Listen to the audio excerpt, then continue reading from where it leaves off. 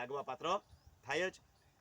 પ્રાંત અધિકારી સમક્ષ વિશેષ તપાસ માટે 1 વીકની અંદર કલેક્ટર સમક્ષ એનો રિપોર્ટ રજૂ કરાવી દેવાય. એની અંદર પ્રથમ દ્રષ્ટિએ જો ગુનો બનતો હોય એવી નોંધ કરી નાખે પ્રાંત અધિકારી, તો પછી કેસ આગળ લેન્ડ ગ્રેબિંગ ચલાવવાને પાત્ર થાય જ છે. લેન્ડ ગ્રેબિંગ લાગુ પડી ગઈ એમ નથી કહેતો, પણ ચલાવવાને પાત્ર તો થાય છે. ટૂંકમાં હવે અઘરો કેસ થયો, હવે આગળ થોડી ટફ પરિસ્થિતિ આવે.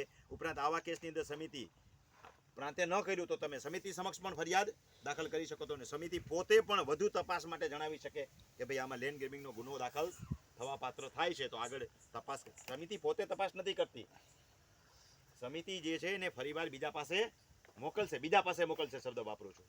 એટલે ખરેખર એમાં કંઈ અન્યાય થતો હોય તો ફેર તપાસનો હુકમ પણ થઈ શકે.